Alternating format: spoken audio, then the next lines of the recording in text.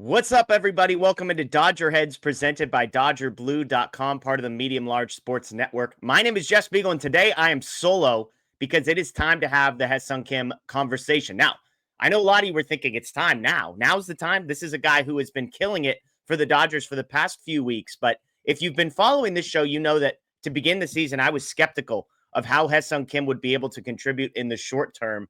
And what I want to do in this video is highlight not necessarily a defense for why I thought those things, but for the purposes of pointing out just how significant, how special, how unexpected what Hyeseong Kim has done so far has been for the Dodgers. This video is not a justification of the take that I had, but in many ways, it's the opposite. I want to talk about what a pleasant surprise this guy has been. As I record this on Tuesday, he's hitting .410 with an OPS over 1,000. His 193 weighted runs created plus, if he were to qualify, he's nowhere close, but if he were to qualify, would trail only Aaron Judge in all of Major League Baseball. But just think about that for a second. This is a guy that the Dodgers signed this year. He was like 25th in the top free agents of this class, and he would be trailing only Aaron Judge in that category. There was some belief, even amongst the Dodgers, as recently as right now, that he couldn't hit lefties. So far, in 3 at-bats, he has not gotten out yet. He has a home run, a double, and a single in that stretch. Now, I would suggest that anybody who said they saw this coming is lying to you, or at the very least was just guessing. Unless they were grinding KBO tape, unless they see swing changes and bat path patterns in their sleep, I would suggest even the Dodgers didn't see this coming. So for them to say they saw it coming more than Andrew Friedman, more than the Dodgers, seems to me a little bit crazy. So what do I mean when I say the Dodgers didn't necessarily see this coming? Let me walk you through 3 things that, again, highlight just how improbable and impressive Hyeseong Kim has been so far for the Dodgers. Let's start with one of the things we do know. That's the contract that he signed. Hyeseong Kim signed a 3-year, $12.5 million contract with the Dodgers. That includes a 2-year option at the end that would bring it to a 5-year, $22 million contract.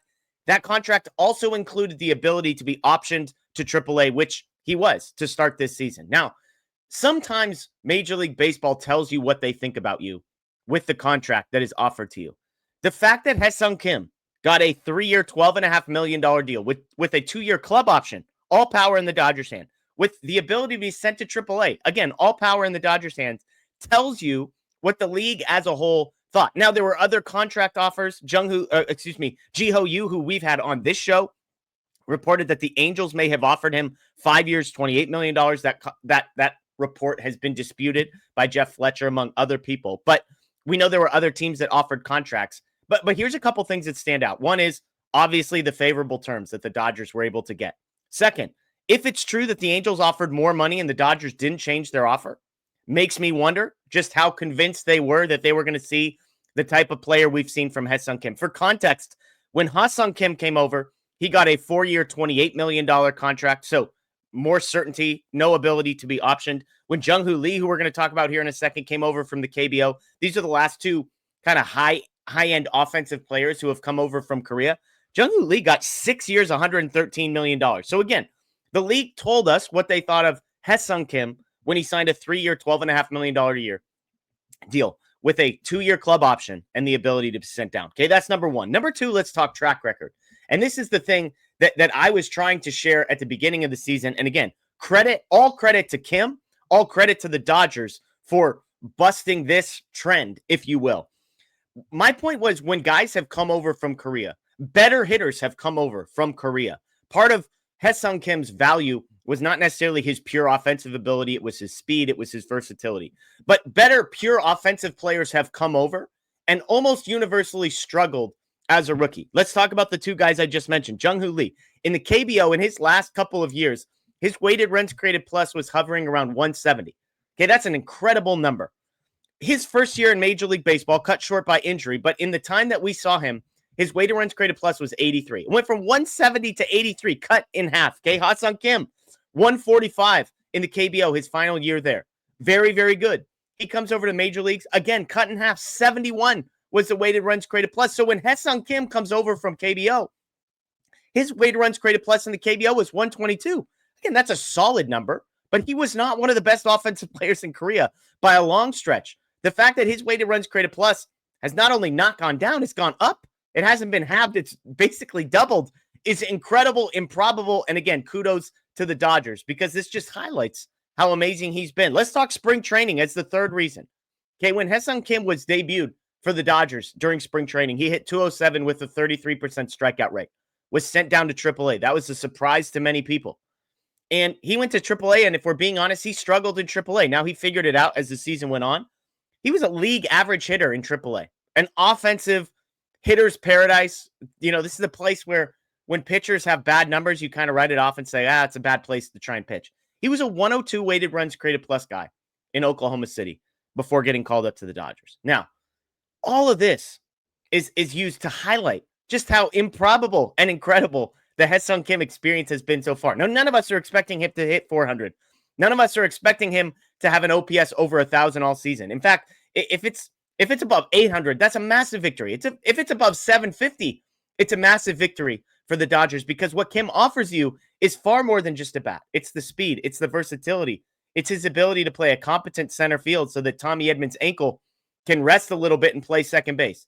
It's his ability to fill in at second base or shortstop if the Dodgers need it.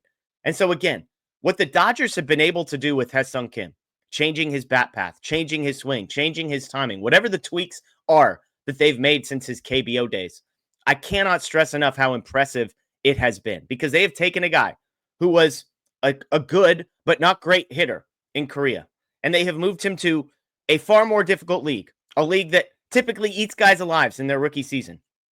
And somehow he's gotten better. Somehow he's a better hitter in Major League Baseball against Major League pitching.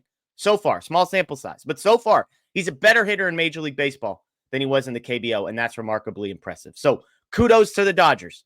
Kudos to Hyeseong Kim for betting on himself, for putting in the work, for taking the changes and being able to implement them. And holy smokes, if this guy is even 75% of what we have seen so far, the fact that the Dodgers have him on a what will ultimately turn out to be a 5-year, $22 million deal. I mean, is that the best contract without counting rookie contracts, without counting guys who bought out rookie years?